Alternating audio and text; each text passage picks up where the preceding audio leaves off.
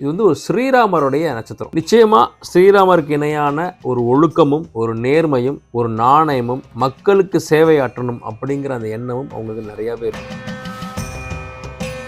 உங்களை நம்பிட்டேன்னு சொல்லிட்டானா புனர்பூச நட்சத்திரம் இறங்கி வேலை செஞ்சிடும். அதனாலே என்னன்னா அன்பின் பெயரால் அவர்களை மிக மிக சுலபமாக ஏமாற்ற முடியும். அன்புக்கு தான் அவங்க அடிமை. அதிகாரத்துக்கோ ஆணவத்துக்கோ பணபலத்துக்கோ அரசியல் பலத்துக்கோ எதுக்குமே அவங்க பயப்பட மாட்டாங்க. என்னடா பண்ணிடுவேன், கடவுளே என் பக்கம் அப்படின்னு நிற்பாங்க. கொஞ்ச நேரம் உட்காந்து யோசிப்பாங்க, ஏமாற்றப்பட்டுட்டோமே அப்படின்னு சொல்லிட்டு. அதற்கு பிறகு அப்படி செலுத்திட்டு ஒரு ஃபீனிக்ஸ் பறவை போல மறுபடியும் தன்னுடைய புது வாழ்க்கையை ஆரம்பிச்சுவாங்க.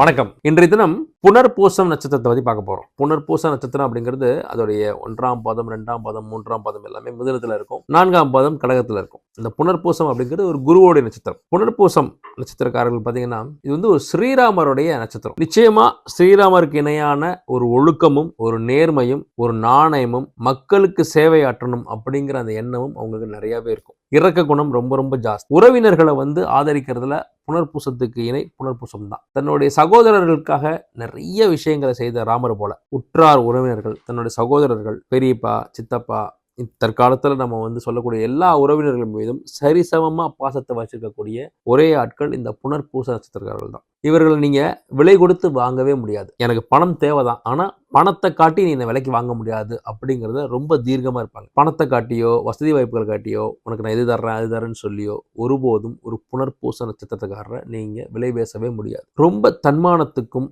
சுயமரியாதைக்கும் பெயர் போனவர்கள். தங்களுக்கு எங்க மதிப்பு மரியாதை இருக்கோ அங்க மட்டும்தான் அவர்கள் இருப்பார்கள். வேற எதை கொடுத்தும் வேற எதை காட்டியும் நீங்க அவர்களுக்கு பிடிக்காத இடத்துல தங்க வைக்கவே முடியாது. தன் தாய் தந்தையர் மீதும் தன் குடும்பத்தின் மீதும் அலாதி பிரியமும் அலாதி அன்பும் வைத்திருப்பார்கள். வெளியில அவர்கள் எத்தனை பேரோடு பழகினாலும் குடும்பத்தை தாண்டி வேற எதையும் அவர்களால் யோசிக்கவே முடியாது. குடும்பத்திற்காக தன்னுடைய வாழ்க்கையை அர்ப்பணிக்கக்கூடிய ஒரு உன்னதமான உயர்ந்த நட்சத்திரம் அப்படின்னா அது புனர்பூசம் தான். ஸ்ரீராமரை வழிபடுவதும் ஸ்ரீராம ஜெயம் எழுதி அதன் மூலமாக வேண்டுதல் வைத்து அந்த வேண்டுதலில் வெற்றி பெறக்கூடிய அமைப்பும் இவர்களுக்கு உண்டு. தன் இணையர் மீது மிக அதிகமான பற்றும் காதலும் இவர்களுக்கு உண்டு. அவங்க ஒருத்தரை நேசிச்சா கூட ரொம்ப ஆத்மார்த்தமா ரொம்ப டீப்பா நேசிச்சிருவாங்க. தன்னோட இணையருக்கு தனக்கு இணையான மரியாதை கொடுத்து அவர்கள் ரொம்ப மதிப்பு மரியாதையுடன் நேசிப்பாங்க. தன்னை நேசிக்கிறாங்க, இல்லை தனக்கு மனைவியா இருக்கிறாங்க, இல்லை தனக்கு கணவரா இருக்கிறாங்க அப்படிங்கிறதுக்காக தனக்கு அடிமை அப்படிங்கிற எண்ணம் ஒருபோதும் உங்களுக்கு வராது. எவ்வளோக்கு எவ்வளோ அந்த இணையரை சந்தோஷமா வச்சுக்கலாம் அப்படிங்கிறத ஒரு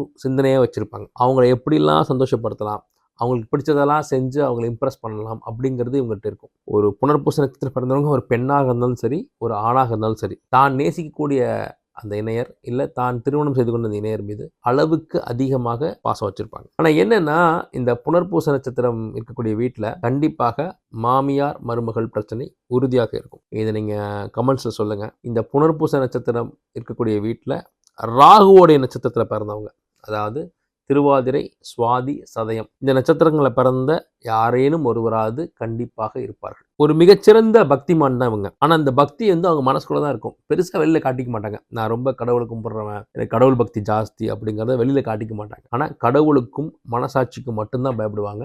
வேற யாருக்குமே பயப்பட மாட்டாங்க. ஏன்னா இயல்பிலே இவங்க கிட்ட கடவுள் குடியிருப்பார். ஏன்னா இவங்க குருவோடைய அம்சத்தில் இருக்கிறாங்க. குருவோடைய நட்சத்திரம் இவங்க. குருவோடைய நட்சத்திரம் இருந்து அவங்க எப்படி பக்தி மயம் இல்லாம இருப்பாங்க? கடவுள் பக்தி இல்லாம எப்படி இருக்க முடியும்? அவங்க கடவுளே இவங்களுக்குள்ள குடியிருப்பார். அப்ப இவங்க கோயிலுக்கு போகணும், இவங்க சாமி கும்பிடணும், ரொம்ப பக்தி சுத்தியா தன்னை வெளிப்படுத்திக்கணும்ன்ற காரணமே ஒரு தேவையே இருக்காது. ஆனா இவங்க பக்தி சுத்தியோடு தான் இருப்பாங்க. ஒரு தீங்கு செய்யறதுக்கு ரொம்ப அஞ்சுவாங்க. தீங்கு செய்யவே மாட்டாங்கன்னு கூட சொல்லலாம். ஏன்னா இது நமக்கு எதுக்கு இது மாதிரி தேவையில்லாத வேலை? நம்ம வேலை எல்லோரையும் சந்தோஷமா வச்சுக்கிறது, நாமளும் சந்தோஷமா இருக்கிறது. இதுல இப்படி ஒரு தீங்கை செஞ்சு நம்ம என்ன பண்ண போறோம் அப்படிங்கிற எண்ணம் தான் அவங்களுக்கு இருக்கும். தனக்கு தீங்கு செய்தவர்கள் கூட அவங்க தீங்கு செய்யறதுக்கு இல்ல அவங்க பழி வாங்குறதுக்கு இவங்க ரொம்ப யோசிப்பாங்க. ஒருத்தர் பிடிக்கலையா அதுக்கப்புறமா அவங்க பக்கமே போக மாட்டாங்க. பிடிச்சிருக்கா அவங்களை விட்டு போக மாட்டாங்க. இதுதான் புனர்பூசம். ஏதாவது அவங்களுக்கு செஞ்சு நாம அவங்க கூட இருக்கணும் அப்படின்னு நினைப்பாங்க. இல்ல ஃப்ரெண்ட்ஸுக்காக உறவினர்களுக்காக எந்த நேரத்திலும் எப்போதும் என்ன வேணாலும் சேர்க்க தயாரா இருப்பாங்க. தன்னுடைய ஃபுல்லஸ்ட் கொடுத்து அந்த நண்பர்களுக்கோ உறவினர்களுக்கோ ஒரு ஹெல்ப் பண்றதுக்கோ இல்ல உடன் நிற்கிறதுக்கோ தயாரா இருப்பாங்க. தாங்கிட்ட பணம் இருக்கா, சரி இந்த பணத்தை கொடுத்தா உனக்கு இது பிரச்சனை சால்வ் ஆயிடுமா, வச்சுக்கோ அப்படின்னு கொடுத்துருவாங்க. உடல் உழைப்பு தேவையா, நான் உன் கூட நிக்கணுமா, ஒரு பிரச்சனையை நான் கூட நிக்கணுமா, நான் நிக்கிறேன் அப்படின்ட்டுருவாங்க. எந்த நேரத்தில் வேணாலும் நீங்க அவங்க அணுக முடியும். எனக்கு ஒரு பிரச்சனை வரியான்னா எங்க எப்பன்னு மட்டும் சொல்ல, நான் வர்றேன் அப்படின்ட்டுருவாங்க. ஏன்னா நம்மளை நம்பிட்டாங்க, நம்மளை நோக்கி வந்துட்டாங்க, நம்ம கிட்ட வந்துட்டாங்க. உன்னை நம்பிட்டேன்னு சொல்லிட்டான்னா புனர்பூச நட்சத்திரம் இறங்கி வேலை செஞ்சிடும். அதனாலே என்னன்னா அன்பின் பெயரால் அவர்களை மிக மிக சுலபமாக ஏமாற்ற முடியும். அன்புக்கு தான் அவங்க அடிமை. அதிகாரத்துக்கோ, ஆணவத்துக்கோ, பணபலத்துக்கோ, அரசியல் பலத்துக்கோ எதுக்குமே அவங்க பயப்பட மாட்டாங்க. என்னடா பண்ணிடுவ, கடவுளே என் பக்கம் அப்படின்னு நிற்பாங்க. ஆனா அன்பின் பெயரால் நீங்க ஏதாவது சொல்லிட்டீங்கன்னா செய்வாங்க. நாம ஏமாற்றப்படுகிறோம் கூட அவங்களுக்கு தெரியாது. கொஞ்ச நாள் கழிச்சு, சில வருடங்கள் கழிச்சு ஏமாற்றப்பட்டிருந்தால் அப்பதான் அவங்களுக்கு புரியும் ஏமாற்றப்பட்டிருக்கோமான்ட்டு. கொஞ்ச நேரம் உட்காந்து யோசிப்பாங்க, ஏமாற்றப்பட்டுட்டோமே அப்படின்னு சொல்லிட்டு. அதன் பிறகு அப்படியே செலுத்திட்டு ஒரு ஃபீனிக்ஸ் பறவை போல மறுபடியும் தன்னுடைய புது வாழ்க்கையை ஆரம்பிச்சிருவாங்க. ஏன்னா இவங்களால ரொம்ப நேரம் அந்த சோகத்தை தாங்கி நெஞ்சில சுமக்க முடியாது அவங்களால. அதுல இருந்து அடுத்து என்ன பண்ணலாம் அப்படிங்கறத நோக்கி பயணிச்சிருவாங்க. ஏன்னா ஒரு நதி போலதான் இவங்க. சரி ஓகே, இவங்க இப்படிதான், நம்மளோட இயல்பை மாத்திக்க முடியாது அப்படின்னு சொல்லிட்டு தன்னோட இயல்பு மாறாமலே வாழ்றது யாருன்னா இந்த புனர்பூசம் நட்சத்திரத்தில் பிறந்தவங்க தான். அவங்களுக்கு என்ன பிடிச்சிருக்கோ அதை செய்வாங்க. அவங்களுக்கு சந்தோஷமான விஷயத்தை செய்வாங்க.